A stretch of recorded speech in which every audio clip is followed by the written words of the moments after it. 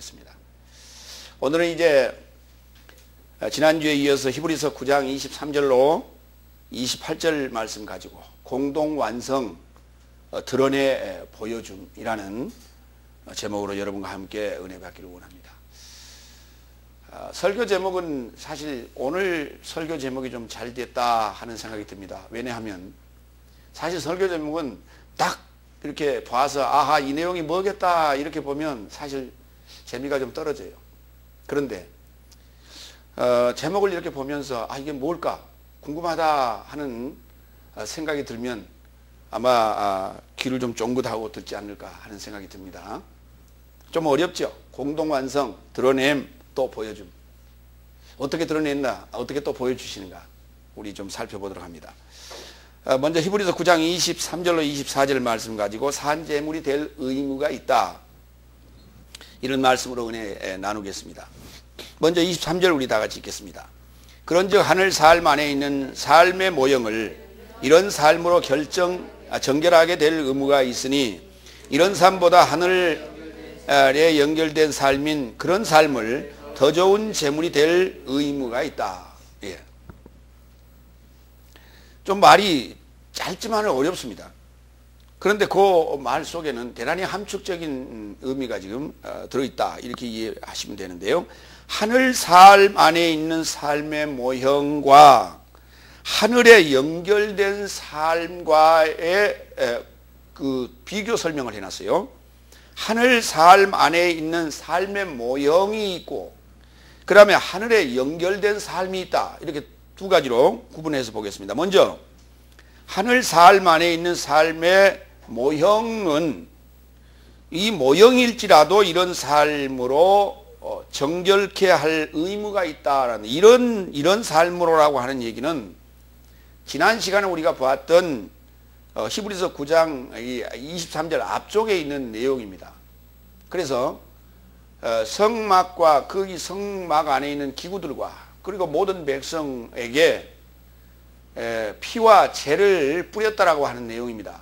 이와 같이 그 자체가 하늘의 삶에 연결되는 것은 아니지만은 모형으로 있지만은 그 모형이라도 이와 같이 정결케 될 의무가 있어서 결코 정결케 되지는 않지만 그와 같은 의식을 계속 했다라고 하는 것을 지금 다시 한번 이 9장에서 연결된 내용이기 때문에 오늘 23절에서 이렇게 시작을 하는 것입니다. 히브리서 8장 5절에 그 모형이라는 단어가 나옵니다. 저의 삶은 하늘 삶 안에 연관된 모형과 그림자로 섬기고 있으니 마치 모세가 장막을 완성하려고 지시받은 것과 같으니 왜냐하면 그가 이르시되 보아라 산 안에서 내게 보여줬던 본을 조차 모든 삶을 행할 것이니라.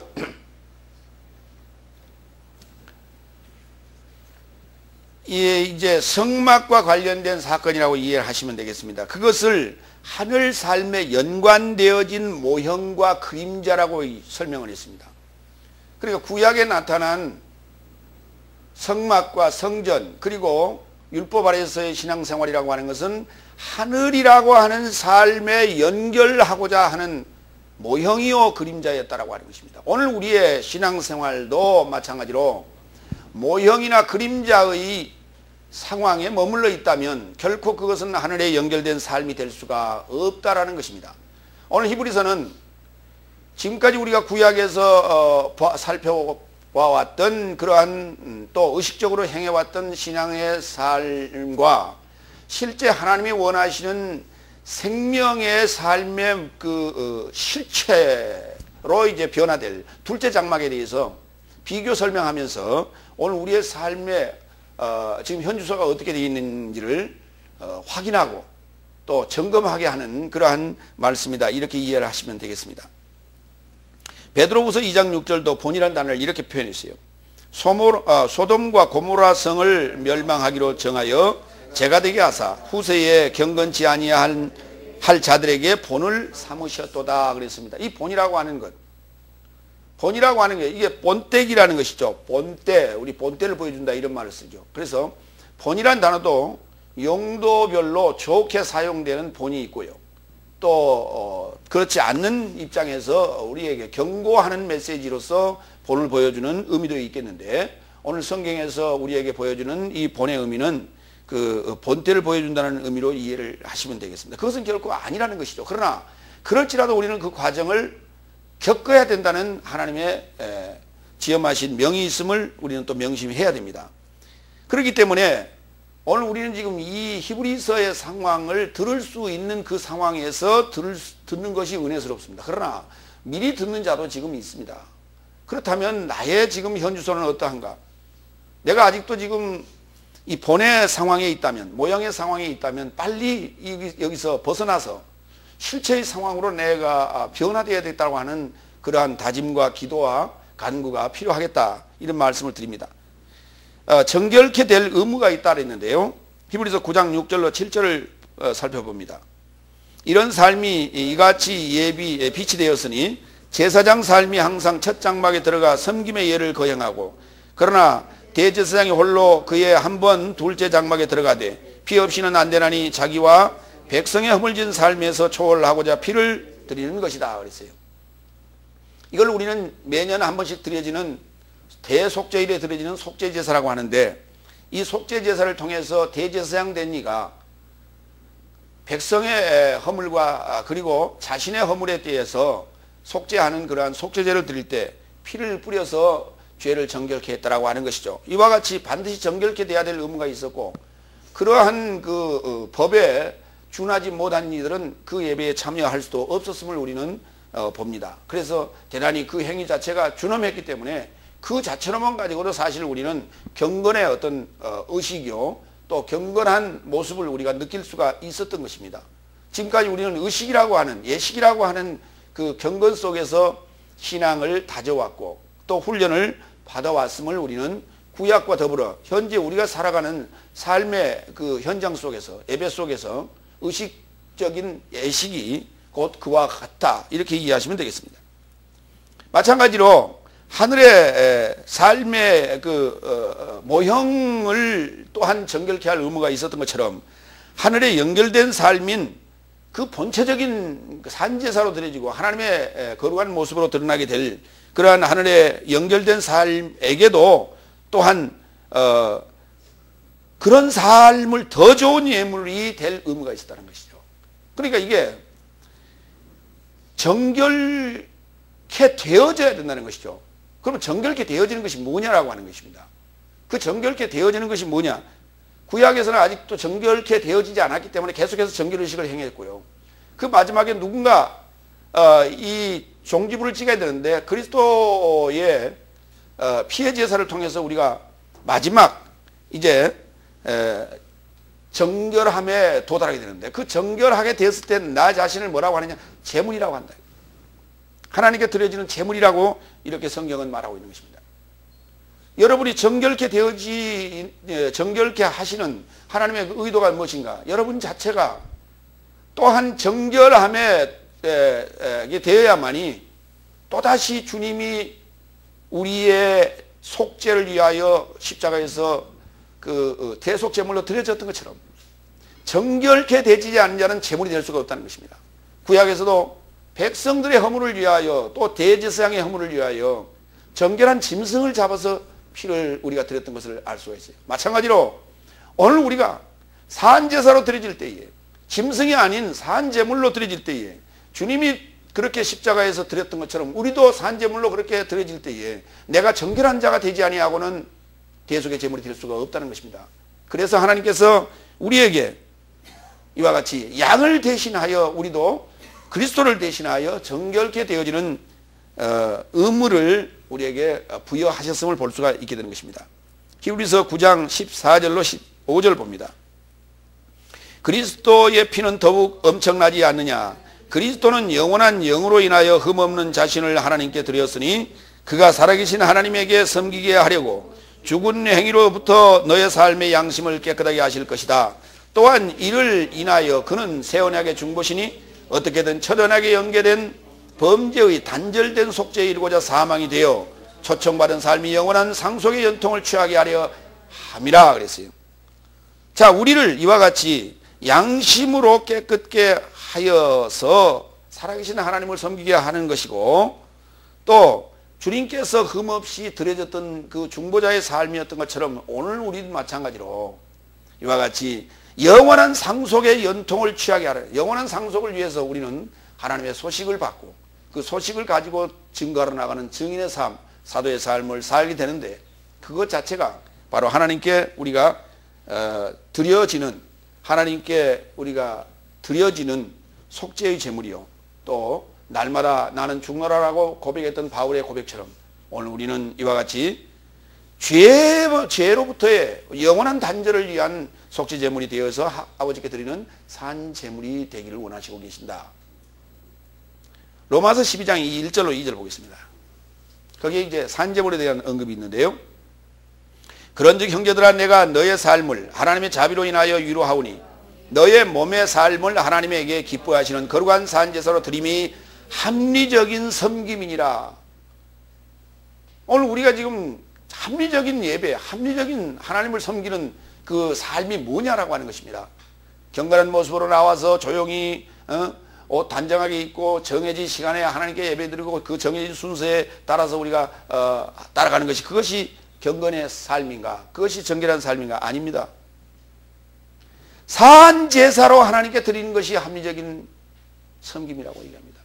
내가 산 제물이 되지 아니하고는 하나님께 드리는 예배가 다 헛된 예배라는 거예요.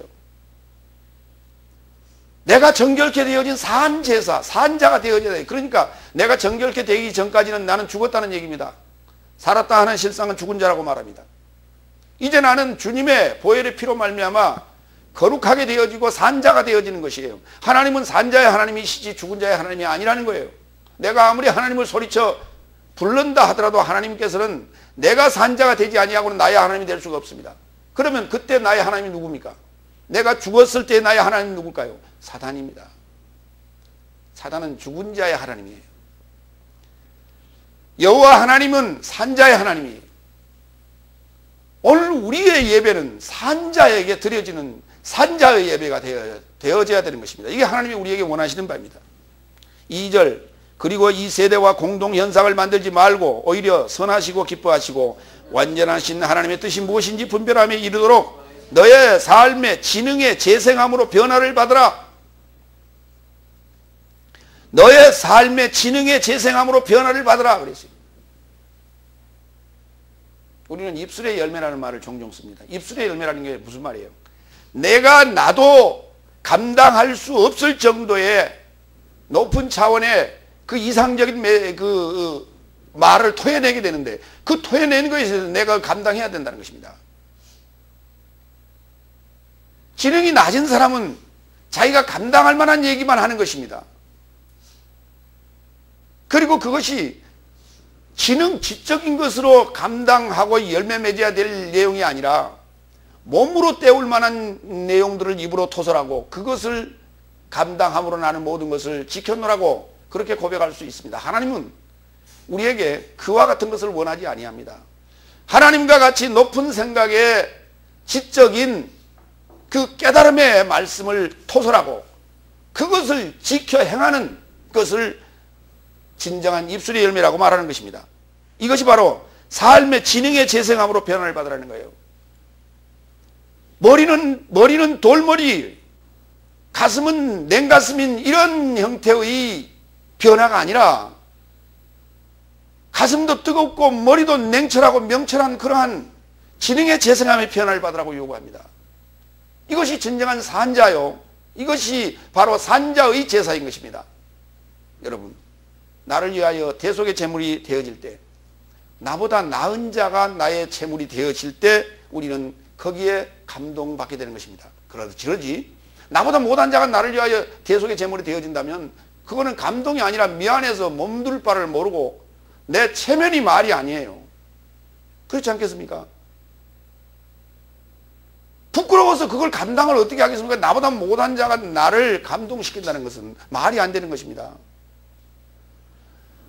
이와 같이 하나님께서는 나보다 나를 지으신이고 나의 남편이시고 나의 주인이시고 나의 하나님이신 그분이 직접 오셔서 나를 위하여 죽어주셨다는 것이에요. 이 얼마나 감동적인 이야기입니까? 그분은 나를 위하여 죽을 만한 내가 그만한 가치가 없는 자란 말이에요. 그럼에도 불구하고 그 지고하신 분이 지금 그분은 계속 말씀을 하셔도 지금 이게 부족한 거예요. 365일 동안 계속해서 지금 토해내도 지금 부족해요. 우리가 듣기에. 그럼에도 불구하고 그분은 우리를 위하여 십자가에 죽어주셨다는 거예요. 그 죽어주심이 뭡니까? 낮아짐이죠. 사도 바울이 부족한 게 뭐가 있었습니까? 그럼에도 불구하고 그는 복음을 전파하기 위하여 온전한 진리를 전파하기 위하여 날마다 그는 죽음을 선택했습니다. 두 번째 24절을 따라가 읽겠습니다. 왜냐하면 그리스도께서는 참된 삶의 대역인 손으로 만든 거룩한 삶에 이르고자 들어가지 않고 오히려 나의 삶에서 초월하여 하나님 앞에 지금 발표되고자 하늘 그에게 이르고자 들어가셨느니라 그랬습니다. 하늘에 속한 하늘 삶에 있는 그 삶의 모형이라고 하는 것을 오늘 성경은 참된 삶의 대역이라 그랬어요. 참된 삶의 대신 그 모형이에요. 대신. 그래서 이제 뭐 대역이란 말을 우리가 대역, 대필 또는 대모, 대부 이런 말을 쓰지 않습니까? 대신 감당한다라고 하는 의미에서 예. 그래서 그 적당한 단어를 아무리 찾아도 없어 대역이라는 말로 번역했어요. 대역하면 우리가 이제 배우들이 이제 이렇게 오늘 감당해야 될 배우가 빠져가지고 누군가 그 대타로 그 자리에 들어가지 않습니까? 그래갖고 이제 졸지의 스타가 되는 사람도 간혹 있죠. 그걸 이제 주로 대역이라고 하는데, 그러니까 지금까지 우리는 다섯째 날까지 구약에서의 우리의 삶이라고 하는 그 모형적인 삶이라고 하는 것이 대역이라는 것이에요. 그건 참된 것이 아닌 대용품이었다라고 하는 겁니다. 이와 같이 대용품인 손으로 만든 거룩한 삶에 들어가고자 들어가지 않았다. 그것도 거룩한 삶이라는 거예요. 그것도 짐승의 피를, 다시 말해 죄 없는 짐승의 피를 뿌렸기 때문에 그걸 성소라고 하는데 그것도 거룩한 삶이라고 지금 말씀했어요. 왜냐하면 율법 아래에서 거기도 그 어느 정도는 거룩해졌어요. 그러나 하나님이 원하시는 건 그 단계가 아니라는 것입니다. 외적인 것은 거룩해졌다. 그래서 그것을 성소, 거룩한 삶에 이르고자 그곳에 들어가지 않았다는 것이에요. 첫 장막에 들어가지 않았다는 거예요. 히브리서 9장 1절로 2절. 그런즉 실로 첫 장막에도 세상적인 거룩한 곳이나 섬김의 규례를 갖고 있더라. 그래서 그것을 거룩한 삶이라고 부르는 거예요. 그러나 그건 거룩한 삶이 아니라 사실은 거룩하게 하는 삶이다. 이렇게 이해하시면 되겠습니다. 왜냐하면 첫 장막은 그 안에 등대와 상과 떡 차림이 비치되어 있었으니 이는 거룩한 삶이라 일컬어진다. 그러니까 우리는 이제 그것을 성소 또 둘째 장막을 지성소 이렇게 얘기합니다만 사실 성경은 지금 히브리서는 참 설명이 좀 모호해요. 오늘 그 성소라고 하는 그곳을 첫 장막이라고 얘기하고 있고, 그리고 지성소가 아닌 성막 안에 지성소가 아닌 하늘과 연결된 거룩한 삶으로 이제 드러나게 될, 나타나게 될 그곳을 둘째 장막이라고 말하는 것입니다. 그러니까 우리는 지금 장소적인 측면에서 성막이나 성전을 지금 머릿속에 그리게 되는데 그것 빼놓고요. 나의 삶으로 연결했을 때, 내가 아직 모형으로 있을 때, 내가 아직 대역으로 있을 때 이 상황을 첫 장막이라고 부르고요. 그리스도로 말미암아 내가 지성소에 하나님이 계시는 그곳이 열렸다고 생각하십니다. 내가 첫 장막으로 있을 당시에 그 나의 대역이요 모형으로 있을 당시는 여기만 열렸다고요. 여기만 내가 거룩함을 입었다고 생각하시면 됩니다. 그러나 그리스도께서 둘째 장막의 문을 열어놓으셨다고 하는 것은 요 안까지 지금 다 가장 깊은 곳까지 다 열렸다고 이해하시면 되겠습니다. 이걸 첫 장막, 그 안에를 둘째 장막.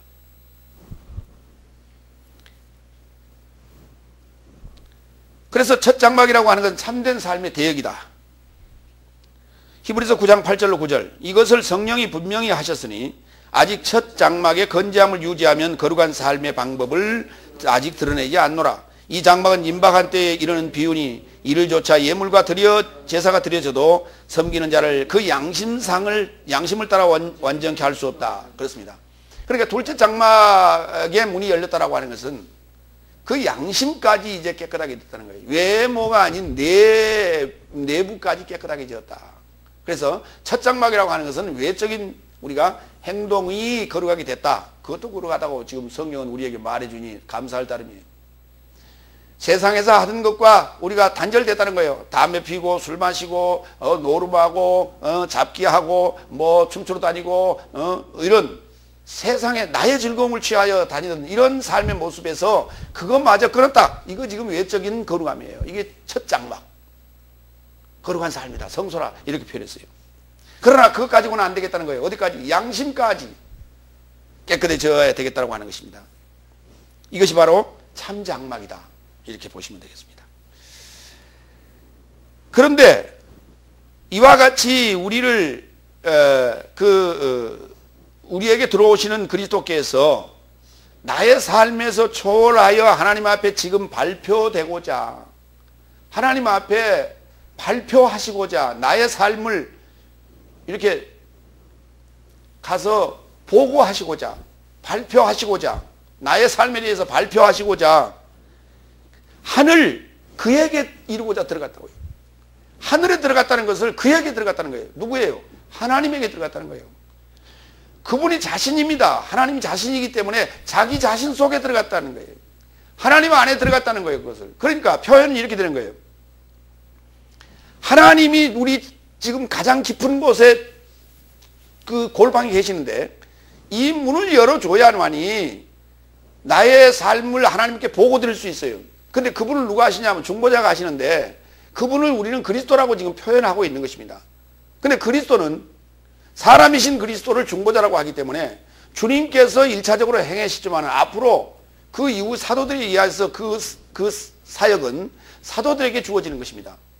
오늘 여러분의 그 양심, 여러분의 그 지성소로, 여러분의 둘째 장막, 거룩한 삶에 이르기 위해서는 그리스도 기름 부음 받은 하나님의 종에 의하여 그 사역이 지금 진행되는 것입니다. 그러면 여러분 그 사역이 진행되는데 그것을 하나님의 아들 또는 그리스도에 의하여 중보의 역할을 감당한다고 이렇게 말합니다만은 사실은 어디 안으로 들어갑니까? 그 자신 안으로 들어가고 있는 거예요. 그래서 그것이 어디냐? 장소적으로 어디입니까? 그랬더니 하늘이라는 거예요. 하늘이 누굽니까? 하나님이죠. 하늘이 누굽니까? 그리스도예요. 하늘이 누굽니까? 바로 그가 지성소예요. 그것이 둘째 장막이에요. 우리는 그 하늘과 연결되지 아니하고는 둘째 장막인 그 하늘과 연결되지 아니하고는 우리는 거룩한 삶이라 말할 수 없고 우리는 구원 얻었다 말할 수가 없는 것이에요. 생명이라 말할 수가 없는 것이에요. 히브리서 9장 11절로 12절 봅니다. 이 거룩한 삶 곧 하늘 둘째 장막에 대해서 살펴봅니다. 그래서 그리스도께서 기대하는 선한 삶의 대지상으로 더 크고 손으로 짓지 아니한 완전한 장막으로 인하여 도착하셨으니 이는 이 창조에 속하지 아니한 것이요 염소와 송아지 피로 인하지 않고 자기 피로 인하여 영원한 속죄를 찾아 거룩한 삶에 이르고자 한 번에 들어가셨도다 그랬습니다. 사람의 손으로 짓지 않은 곳에 들어가셨다는 거예요. 주님께서는 성막에 들어가지 않았습니다. 첫째 장막에도 들어가지 않았습니다. 둘째 장막에 들어갔다는 것입니다. 둘째 장막에 들어갔다는 것이 그러니까 둘째 장막에 들어갔다는 것을 첫째 장막이 폐하여지고 둘째 장막이 새로 세워졌다고 말합니다.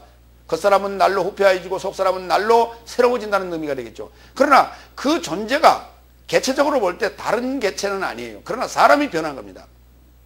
그 개체라고 하는 사람이 변한 거예요. 성도가 변한 것입니다.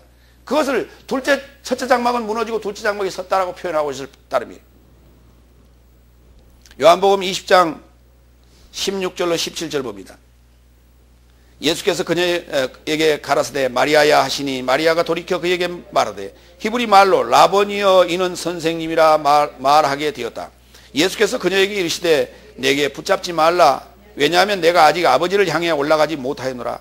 너는 내 형제들에게 가서 그의 삶에게 이르되 내가 내 아버지와 너의 삶의 아버지 내 하나님과 너의 삶의 하나님을 향해 올라간다 하라 그랬어요. 예수님께서 부활하신 후에 아직 주님을 지금 아버지를 만나지 않았다는 거예요. 왜? 아직 이 땅에 있기 때문에. 그래서 하늘에 들어가시는 둘째 장막에 들어가시는 사건이 우리가 성막이라는 제한된 공간으로 볼 때는 휘장이 가려져 있는 그 휘장 하나 찢으면 한 발짝이면 들어갑니다. 그런데 오늘 성경은 그 휘장 찢고 한 발짝이면 들어갈 수 있는 그곳을 대단히 많은 시간과 대단히 많은 그 긴 여정을 우리에게 필요로 함을 지금 성경을 통해서 보게 되는 것이에요. 그러니까 그게 시차가 있다는 거예요. 지금 예수님 부활하셨어요. 부활하신 그 자체가 속죄가 이루어지고 온전히 지성소에 들어간, 둘째 장막에 들어가는 삶이 아닌가, 하늘에 들어간 삶이 아닌가. 성경은 아직 아니라는 거예요. 예수님의 부활 후에 하늘에 들어가심이 나의 온전한 양심을 거룩해 하는, 양심을 깨끗하게 하는 그 삶이라고 하니 나의 이 정결한 몸을 마리아여 손대지 말라는 거예요. 아직은 손댈 상황이 아니라는 거예요. 왜? 네가 아직 정결하지 않았기 때문에요. 그러나 내가 하늘에 들어가게 되면 그때는 너는 나를 만질 수 있다는 거예요. 요한 1서에 보면 사도 요한은 그렇게 얘기합니다. 내가 눈으로 보고 귀로 듣고 손으로 만진 바 되었다고 얘기합니다. 마리아도 이제 만질 시간이 올 겁니다. 여러분도 만질 시간이 올 겁니다. 그 시간이 언제일까요? 오순절 성령 마가의 다락방에 임하시는 성령 세례의 역사와 더불어 여러분은 주님을 만날 수가 있고 주님과 스킨십이 가능해요. 이것이 바로 하늘 곧 하나님 곧 그에게 들어가셨느니라고 말합니다. 주님께서 나의 셋째 하늘에 들어오지 아니하시면, 여러분의 셋째 하늘에 들어가지 아니하시면 여러분이 거룩한 삶이 될 수 없다는 거예요. 여러분이 거룩한 삶을 살 수도 없다는 것입니다. 여러분이 산제사로 하나님께 합리적인 제사로 섬길 수도 없다는 것입니다. 두 번째, 히브리서 9장 25절로 26절 말씀 가지고 만세 삶의 공동 완성에 드러내심이라. 오늘 본문의 이제 본질적인 내용이 되겠습니다. 세 번째 25절 다 같이 읽겠습니다. 대제사장이 그 해를 따라 남의 피 안에서 거룩한 삶에 이르고자 들어가는 것처럼 자기를 자주 드리려고 한 것이 아니니. 우리가 성경을 읽어보면요, 특히 바울의 서신을 읽어보면 한 얘기 또 하고 한 얘기 또 하고 자꾸 그래요. 그래서 자꾸 헷갈릴 때가 많습니다. 그러나 뭔가 지금 이야기를 진행하려고 보니까 한 얘기를 또 하고 한 얘기를 또 하고 그러는 거예요. 그렇게 이해하시고요. 25절 내용은 이렇습니다. 매년 정해진 대제사장이, 제사장이라고 하는 것은 많은 제사장들 중에서, 레위지파의 제사장들 중에서 그 해의 대제사장으로 속죄 제사를 드릴 한 사람을 선택하는 자가 대제사장이 되는데, 그러니까 매년 그렇게 정해진 뽑힌 대제사장이 자기 피로 아니하고 짐승의 피로 거룩한 삶에 들어간, 성소에 들어가는 것처럼 매년 자신을 드리는 것이 아니었다고 그럽니다. 그리스도의 단번에 드려지는 제사는, 그리스도께서 둘째 장막으로 들어가는 그 제사는 대제사장이 매년 제를 드렸던 그것과는 다르다는 얘기입니다. 그러나 매년 제사를 드렸던 그 대제사장의 행위는 우리의 겉사람이 거룩하게 되는 모습이었음을, 예식이었음을 우리에게 또한 설명하고 있다는 것입니다. 그러니까 그것도 중요하다는 거예요. 그것을 거룩한 삶이 아니라고 표현해버리면 다 완전한 모형이요, 완전한 대역일 뿐이기 때문에 그거 그냥 건너뛰면 되지 않겠습니까? 라고 우리가 생각할 수 있으나, 그것마저 우리의 겉사람이 정결케 되어지는 그러한 삶의 여정이기 때문에 반드시 거쳐야 될 과정이라는 거예요. 매년제라고 하는 것은 히브리서 9장 7절에 기록된 내용입니다. 대제사장이 홀로 그의 한꺼번에 한 번에 둘째 장막에 들어가되 피 없이는 안 되나니 자기와 백성의 허물진 삶에서 초월하고자 피를 드리는 것이다. 그런데 이때 드려지는 피는 짐승의 피지 자기의 피가 아니에요. 그러니까 우리 겉사람을 후패한 겉사람을 깨끗하게 하는 과정은 짐승의 피로서 가능합니다. 그러나 속사람을 깨끗하게 하는 데는 정결한 피가 아니고는, 생명 그 자체의 피가 아니고는 불가능하다는 것입니다. 예수님의 피라고 하는 건 그 생명 자체를 말하는 것입니다. 히브리서 9장 13절, 14절 여기 남의 피라는 말이 나오는데요, 왜냐하면 염소와 황소의 피와 암송아지의 피가 이 말입니다. 이게 남의 피라는 말입니다. 이게 자기 피가 아닌 남의 피라 그런 얘기입니다. 이 피가 제가 부정하게 된 삶을 뿌리게 하여 육체의 정결을 향해 거룩하게 하였다면 그리스도는 더욱 엄청나지 않겠느냐라고 하는 거예요. 육체를 정결하게 했다는데 육체가 정결할 수는 없습니다. 그럼에도 불구하고 정결하게 됐다라고 하는 우리 외적인 모습의 세상과의 구별된 모습으로 지금 묘사를 하고 있습니다. 그런데 그리스도의 직접 그리스도 하나님의 피라면 그 파워라고 하는 게 그 효능이라고 하는 것이 대단하지 않겠느냐라고 지금 성경은 설명합니다. 이와 같이 예수님께서는 대제사장이 매년 제를 드렸던 그와 같은 그런 짐승의 피의 제사를 드리지 아니하였다고 말합니다. 그러면 만약에 그렇게 됐다면 어떻게 되겠느냐? 26절에 여기 이제 설명합니다. 그랬다면 세상이 내 던짐으로부터 그를 자주 고난받게 함이 마땅하나 지금 자신의 제사로 인하여 죄의 무효화로 만세 삶의 공동완성에 연관하여 한 번에 드려내신 것이니라. 이 대단히 중요한 얘기입니다. 그랬다면 우리 겉사람을 정결케 하는 육체를 정결케 하는 대제사장의 제사 행위와 같이 드려지는 것이 성경이 우리 가르침이고 하나님이 원하시는 것이라면 이 말입니다. 그렇다면 세상이 내던져질 때부터 그리스도를 자주 고난받게 하는 것이 마땅하지 않느냐. 그런데 어찌하여 인간이 아담이 만들어지고 나서부터 한참 후에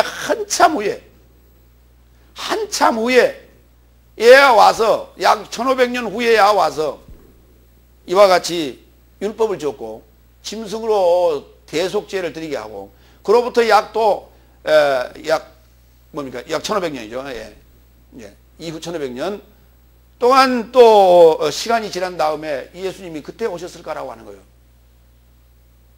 뭔가 좀 이상하지 않느냐 이런 얘기입니다. 매년을 따라 드려지는 짐승의 제사로 죄가 무효화되지 않았습니다. 그리스도의 제사도 매년제와 같이 드려져야 했다면 첫 것을 세우고 종로를 시킨 후에 오셔서 제물 되시는 것이 아니라, 그러니까 다시 말해서 어느 일정한 기간 동안 우리로 모형, 그 다음에 대역, 그 다음에 그 외적인 거룩함에 이르는 어느 과정을 뒀는데 그러한 과정을 거치게 한 후에 제물이 되시는 것이 아니라 세상이 던져질 때부터, 다시 말해서 첫사람 아담이 내던져지는 그런 상황입니다. 그러니까 첫사람 아담이 내던져지는 그 자체가 죄거든요. 인간의 죄가 시작돼요. 그때부터 나한 쪽쪽 아니면은 돌아온 쪽쪽 그들의 그 속죄까지 깨끗하게 정결케 하는 그 제사를 예수님께서 늘 자신의 피를 흘려서 정결케 했어야 되지 않느냐라고 하는 거예요.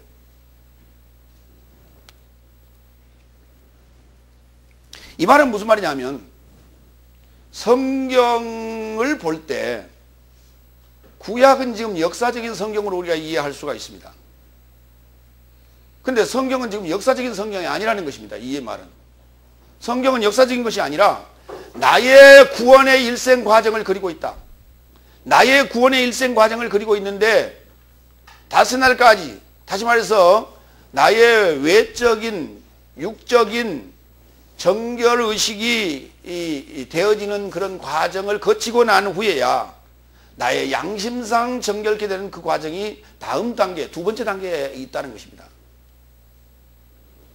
그것이 아니고 성경이 개체적인 모든 인류 하나하나 모든 개체적인 것을 역사적인 관점으로 성경을 기록하고 있다면 굳이 그러한 대역의 과정, 대제사장이 짐승의 피로 제사를 드리는 과정을 두고 그것이 끝난 다음에 또 예수님이 오셔서 또 자신의 피로 제사를 드려야 되는 이런 기나긴 세월 동안 이런 역사적인 과정을 거칠 필요가 뭐가 있냐라고 하는 거예요. 아담 이후에 바로 그때부터 계속해서 예수님께서 나타나셔서 정결의식을 계속 행하시면은 죄인은 하나도 없어졌을 것이다 이 말이에요. 지금까지. 만약에 그렇게 설명이 가능하다면, 성경이 그렇게 설명을 할 수 있다면 그건 역사가 맞습니다. 그러나 성경이 기록한 성경의 역사는 구속사라고 합니다.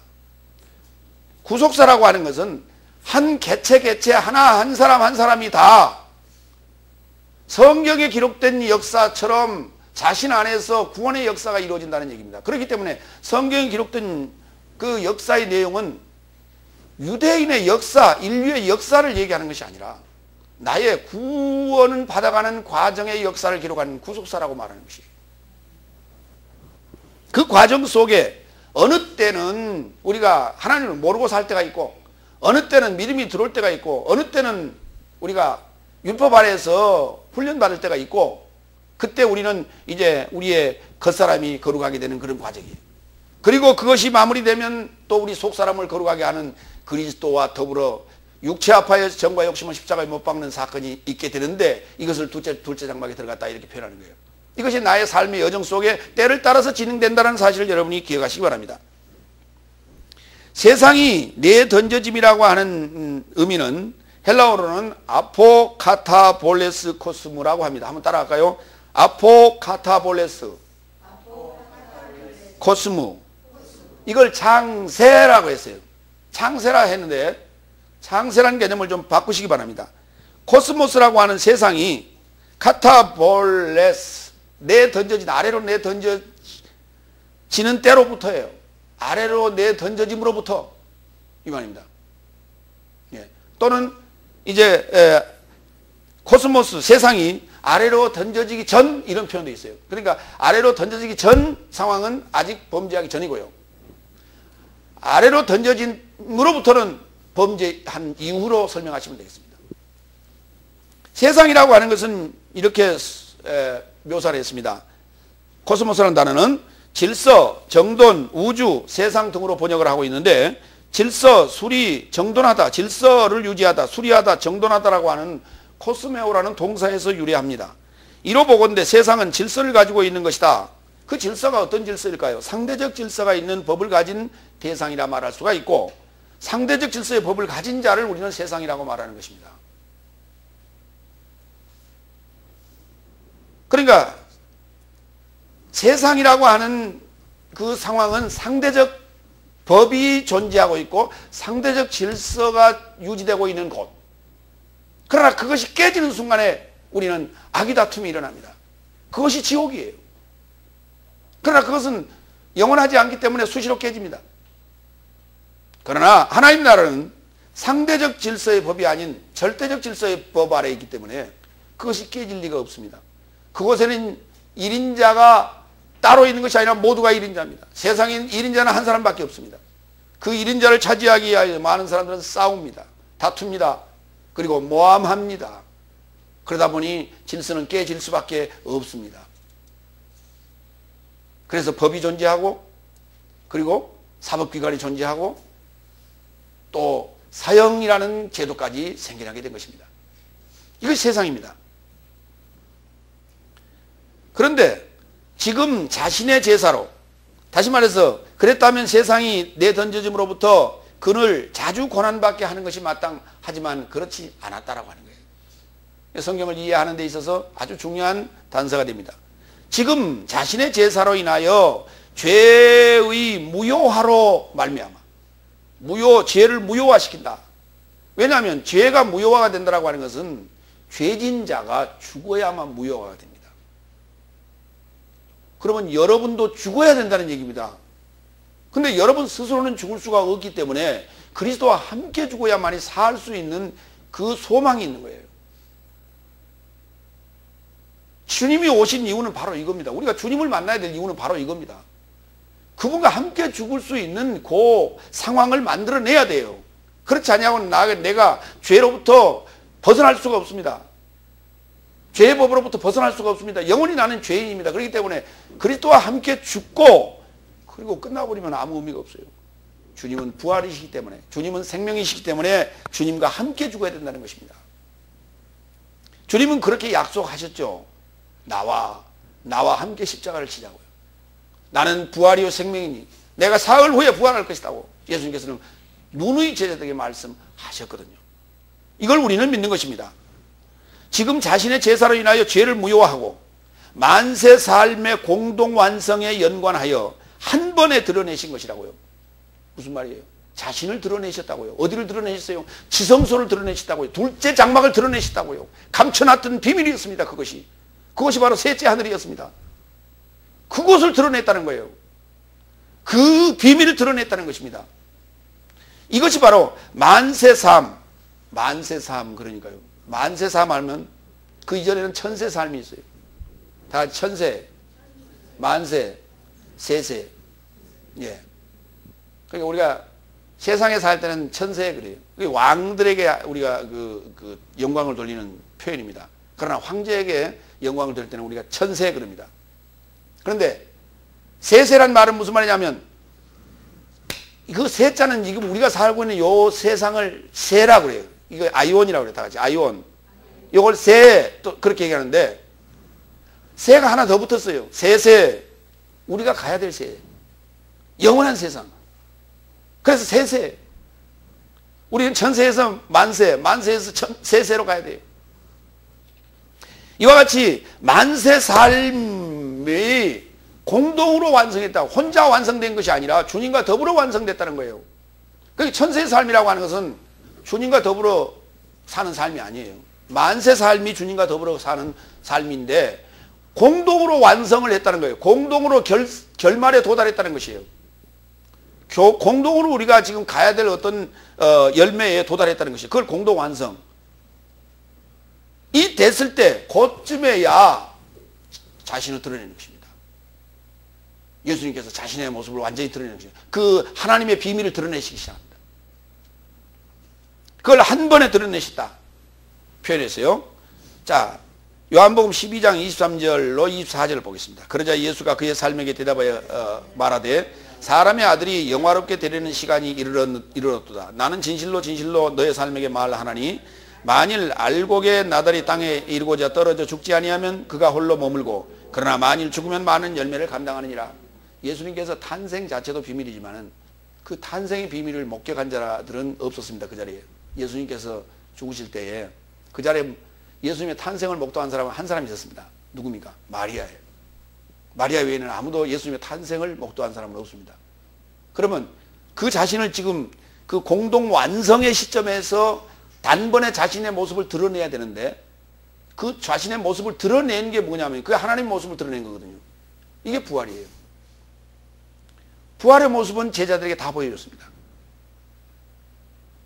이 표현을 지금 요한복음 12장 24절에서는 뭐라고 그러냐면 알곡의 나달이 땅에 떨어져 죽으면은 많은 열매를 맺는다라고 하는 것입니다. 그 상황이 지금 도래했다는 것이에요. 부활로 말미암아 이게 싹나무로 완전한 싹으로 지금 이게 생명의 싹으로 이게 돋아났다라고 하는 것이죠.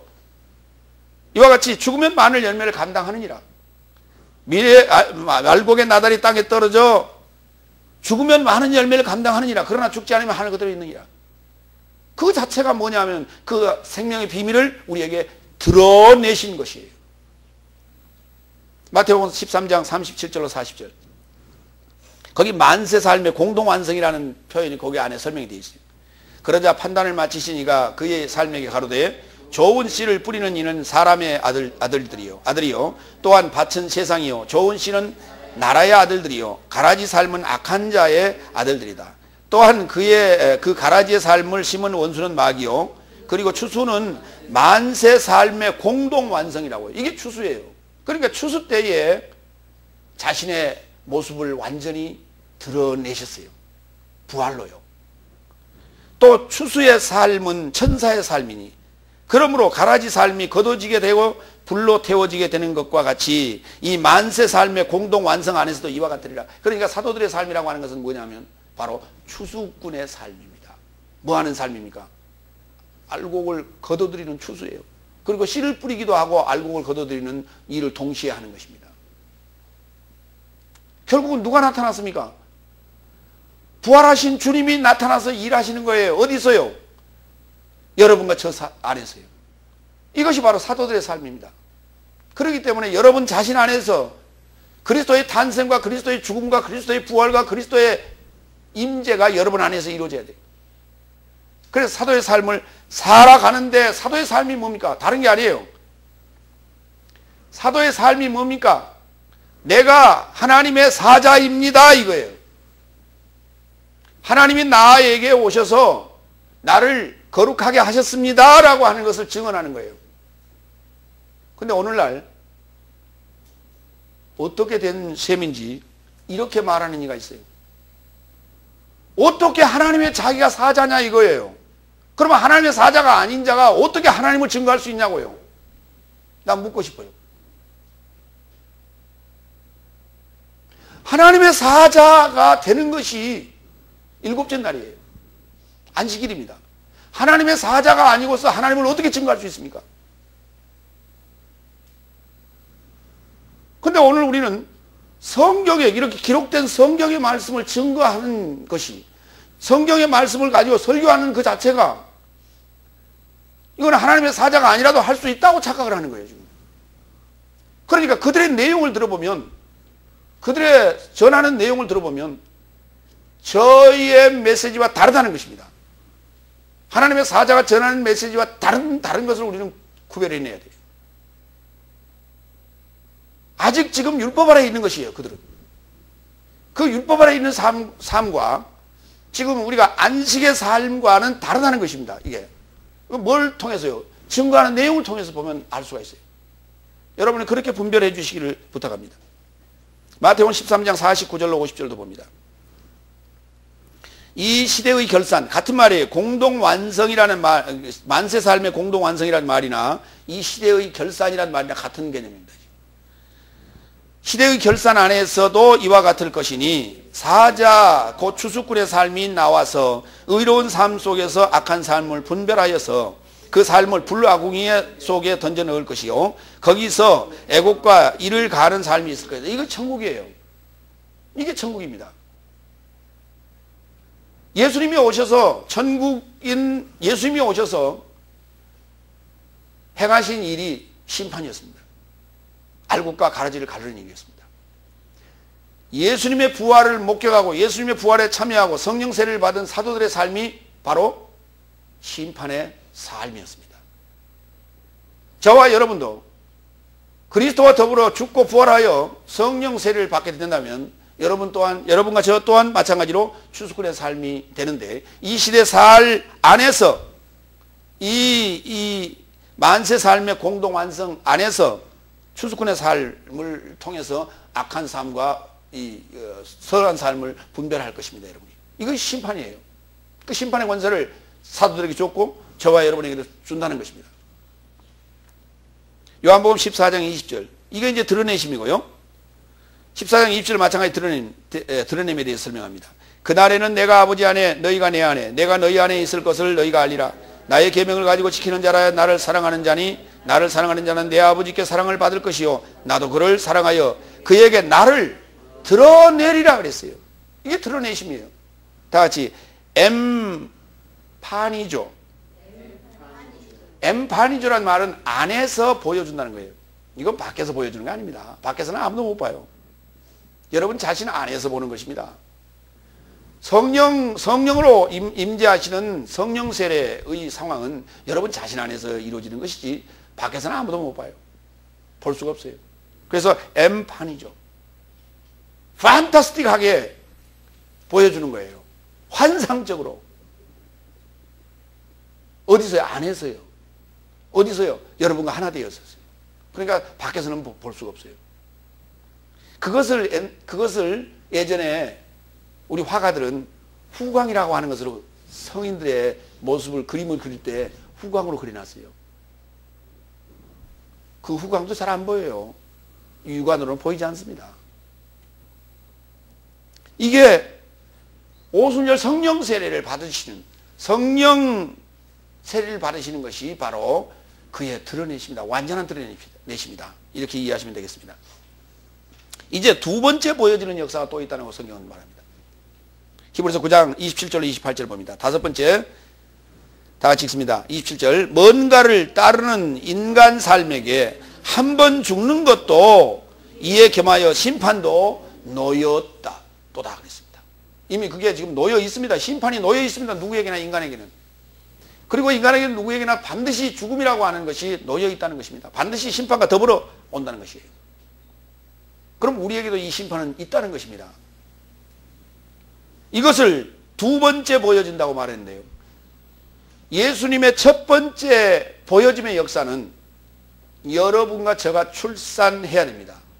그리고 함께 자라고 함께 역사하시고 함께 십자가에 죽고 이제 신랑을 빼앗기는 순간입니다. 하늘로 가십니다. 그리고 난 후에 여러분에게 다시 오시는데 성령의 임재, 그리스도의 임재가 이루어집니다. 여기까지가 첫 번째 보이심이에요. 그거를 드러내셨다고 표현하는 거예요. 그걸 드러내셨다고 표현하고 있고요. 이제는 두 번째 보여지는 역사가 있습니다. 이것은 이제 마지막입니다. 우리의 마지막. 오늘 우리는 이 보여지는 역사를 그 목표를 향해서 가야 되는데 그 목표를 향해서 가는 두 번째 여정이 이제 성령 세례를 받지 아니하고 이 두 번째 여정을 갈 수가 없어요. 성령 세례를 받지 않으면 이 두 번째 여정인 사도의 삶을 살 수가 없어요. 성령 세례를 받지 않으면 이 두 번째 이 사역인 증인의 사역을 감당할 수가 없어요. 요 사역이 감당이 됐을 때만이 우리는 두 번째 보여지는 하나님과의 면대, 만남이 있어지게 되는 거예요. 이걸 향해서 우리는 가는 것입니다. 로마서 5장 12절. 이러므로 한 사람으로 인하여 죄가 세상에 들어온 것 같이 죄로 인하여 사망이 왔도다. 이같이 모든 삶이 죄 지은 것으로 사망이 모든 사람 속을 관통한 것이다. 이것이 바로 인간이 죽어야 될 이유입니다. 한 사람으로 말미암아 아담 때부터 죄는 들어왔기 때문에 죄의 싹은 사망이라 모두가 죽을 수밖에 없다는 것이에요. 그런데 심판이 있음을 또 구약 성경에서도 언급하고 있습니다. 전도 11장 9절 봅니다. 청년이여 내 어린 때를 즐거워하며 내 청년의 날을 마음에 기뻐하여 마음에 원하는 길과 내 눈이 보는 대로 쫓아 행하라. 그러나 하나님이 이 모든 일로 인하여 너를 심판하실 줄 알라 그랬습니다. 그러니까 인간이 살아가는 모든 삶의 모습들은 심판의 원인입니다. 심판을 자초하는 심판의 그 죄목들이 하나하나 늘어나는 거예요. 근데 그게 청년 때에 자신을 위하여 살아가는 즐거움의 사람들이 사실 우리가 심판을 받을 만한 죄목들이라는 겁니다. 요한복음 5장 27절로 29절. 또한 인자된 그에게 심판할 권세를 맡기셨다. 이를 기이 여기지 말라. 때가 이르고 있나니 그때에 무덤 안의 모든 삶이 그의 음성에서 듣게 될 것이다. 그래서 선한 삶을 행한 삶은 생명의 부활로 이르려고 나오게 될 것이요 사악한 삶을 행한 삶도 심판의 부활에 이르려고 나오게 될 것이다 그랬습니다. 우리에게는 두 가지의 부활이 있음을 설명합니다. 심판의 부활도 있고 생명의 부활도 있다는 것입니다. 여러분에게 주어지는 역사는 이 생명의 부활에 심판이 있기를 부탁합니다. 여섯 번째 28절. 이와 같이 그리스도도 많은 삶의 죄의 삶을 감당하시려고 한 번에 드려진 바 되었으니 구원에 이르고자 그를 학수고대하는 삶에게 죄에서 벗어나 두 번째 보여질 것이다. 두 번째 보여질 것이다. 그러니까 보세요. 첫 번째의 하나님의 역사는 우리의 죄를 없이 하는, 죄에서부터 우리를 해방하는 일이 첫 번째요. 두 번째는 우리가 온전한 구원에 이르게 되는 역사인데요. 이게 우리가 이제 가장 중요한 부분이에요. 그 앞부분도 가장 중요합니다. 다 중요한데 우리는 지금 1단계 과정만을 사실 지금 진행하는 이들이 대다수예요. 우리 신앙인들이. 2단계 신앙이 무엇인지를 모르고 이 부분을 지금 알지 못하고 이 삶을 살지 못하고 있다는 거예요. 그러니까 구원에 이르는 학수고대하는 삶이라고 하는 것은 죄 없는 자의 모습입니다. 그리스도와 함께 십자가에 죽기까지는 죄 있는 자의 모습이고 예수님의 부활 후에 나도 함께 부활하여 오순절 성령을 받고 증인의 사역을 하는 2단계의 사역은 죄 없는 상태에서의 사역입니다. 그러니까 우리 신앙생활에 두 단계가 있다는 거예요. 죄 있는 단계의 신앙생활이 있고 죄 없는 단계의 신앙생활이 있다는 거예요. 자, 거기 오늘 성경이 얘기하기를 그를 학수고대하는 삶에게 죄에서 벗어나, 죄하고 상관없어요. 이제 그 사람은 죄하고는 아무 관계가 없어요. 죄로부터 벗어났다는 거예요. 죄에서 벗어나 두 번째 보여질 것이라는 거예요.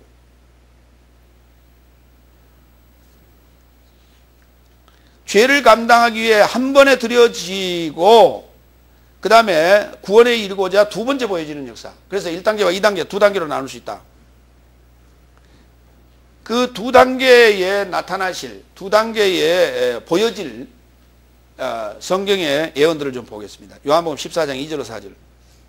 내 아버지 집안에는 거주하는 삶이 많이 있다. 그렇지 않으면 내가 너의 삶을 처소를 예비하러 간다고 너의 삶에게 일렀겠느냐. 만일 내가 가서 처소를 예비하면 너의 삶에게 다시 와서 나 자신을 향한 너의 삶을 가까이 취하여 나 있는 곳에 너의 삶도 있게 하리라. 내가 가는 곳을 너의 삶이 알았으니 그 길을 너의 삶이 알고 있도다. 주님께서 성령으로 임재하시는 역사는 나를 온전한 그의 집에 데려가시기 위한 그 전 단계인 것을, 2단계의 시작인 것을 알 수가 있습니다. 사도행전 1장 11절. 그리고 그들이 이르되 갈릴리 사람들아 어찌하여 서서 하늘에 이르도록 들여다보고 있느냐. 너의 삶에서 하늘에 이르도록 들림 받으신 이 예수는 하늘에 이르고자 나아가신 그 모습을 너의 삶이 주목하였던 그 같이 이룰 것이니라. 그렇죠. 다시 오시는데 성령으로 다시 오셔서 우리를 데려가십니다. 그 마지막 2단계의 마지막 과정이 보여짐이라는 것입니다. 빌립보서 3장 20절로 21절. 그러니까 나의 삶의 공동체는 하늘 삶 안에서 시작하였으니 거기서 나서 구주이신 그리스도 예수 주를 간절히 기다리노라. 그와 모든 삶을 자신에게 복종할 수 있는 역사를 좇아 그의 영광의 몸과 같은 모습이 되도록 우리 천한 몸을 변형시키실 것이다 그랬어요. 보세요. 거기서 나서 하늘에서 우리가 거듭나서 구주이신 그리스도 예수 주를 간절히 기다린다고. 오늘 우리가 지금 부활하고 오순절 성령을 받게 되는 역사가 뭐냐면 우리가 하늘에서 나왔다는 얘기입니다. 이걸 거듭남이라고 표현하는 거예요. 근데 이후로 또 역사가 또 있다는 것이에요. 무엇이냐? 우리가 그 이루어진 사실을 증거하는 증인의 삶을 살아야 되고 그 증인의 막바지에 하나님께서 이제 마지막으로 우리에게 그 신랑의 모습을 드러내시겠다는 거예요. 데살로니가전서 4장 14절로 17절. 왜냐하면 나의 삶이 예수께서 죽으시고 일어나신 것을 믿고 있다면 이와 같이 하나님께서는 예수로 인하여 잠든 삶도 저와 함께 인도하실 것이라. 왜냐하면 나의 삶이 주의 말씀 안에서 너희에게 이것을 말하나니 주의 임재에 이르고자 남겨져 있는 나의 삶도 잠든 삶을 결단코 앞서지 못한다는 것이다. 이는 주께서 친히 호령 안에서 천사장의 소리 안에서 그리고 하나님의 나팔 안에서 하늘로부터 강림하실 것이니 그리스도 안에서 죽은 삶이 먼저 일어날 것이고 그 후에 남겨져 살아있는 우리도 저희와 함께 공중에 이르러 주의 만남에 이루고자 동시에 구름 안에 빼앗기게 될 것이다. 이렇듯 우리는 주와 함께 항상 있을 것이라고 그랬어요. 지금 이거 완전한 게 아니에요. 이거 아직 지금 오순절 성령의 역사임을 우리는 보게 됩니다. 그러나 이제 마지막에 있어지는 그 보여짐의 역사는 아마 데살로니가전서 4장 16절의 상황, 17절의 상황이 되겠지요. 예.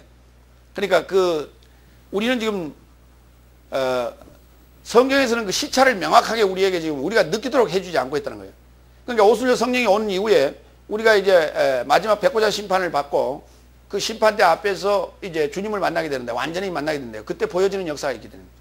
요 기간을 지금 요게 얼마나 된다 이렇게 시간적으로 우리가 이게 안 하게 있기 때문에 우리는 예민한 그 분별력으로 성경 안에서 요 때는 요 설명은 지금 요 1단계 과정, 요 때는 요 2단계 과정을 설명하고 있구나라고 하는 것을 우리가 분별해내야 돼요. 이게 이제 성경을 보는 데 있어서 우리가 어려움이에요. 디모데후서를 봅니다. 4장 7절. 나는 좋은 싸움을 싸웠고 나는 달려갈 길을 마쳤고 나는 믿음을 지켰기에 마침내 나에게 의의 면류관이 놓였으니 의로우신 재판장이신 주께서는 그날에 나에게 떼어주실 것이요 내게만 아니라 주의 출애를 사랑하고 있는 모든 삶에게도 떼어주실 것이라.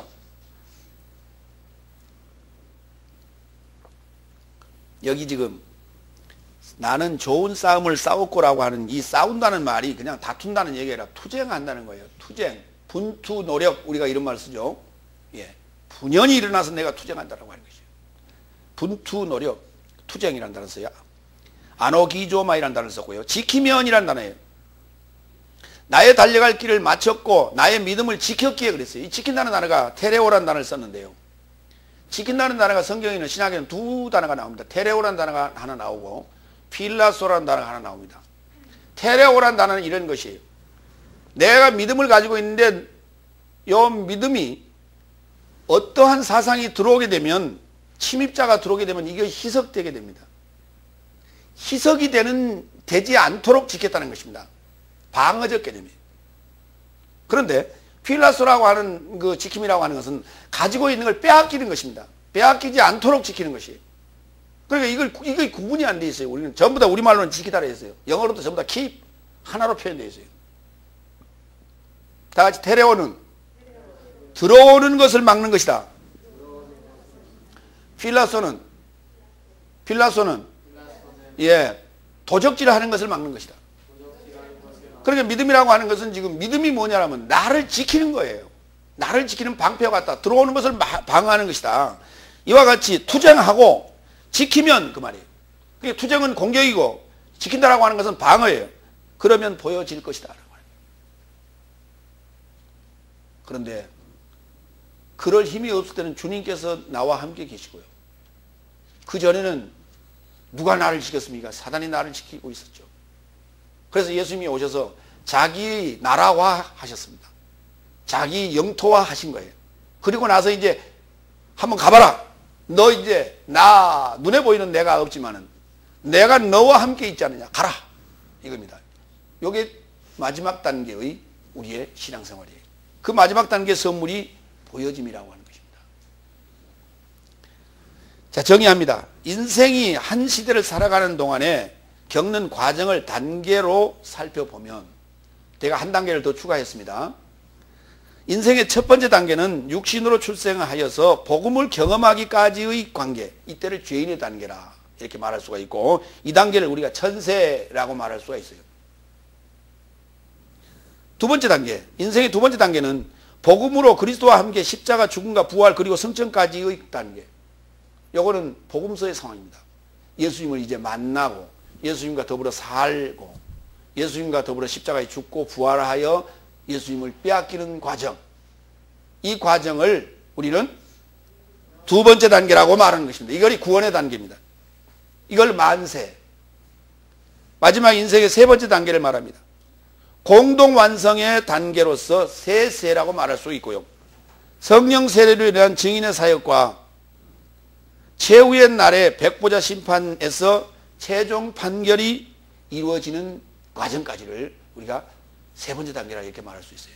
모든 인생에는 이와 같이 세 단계의 과정으로 나눌 수가 있는데 어떤 이는 천세 곧 죄인의 단계에서 머물러서 그냥 끝나는 사람도 있고 어떤 이는 2단계까지 가서 거기서 그냥 머물러서 끝나는 사람도 있고 2단계를 통과한 사람은 반드시 3단계로 들어가게 되어 있습니다.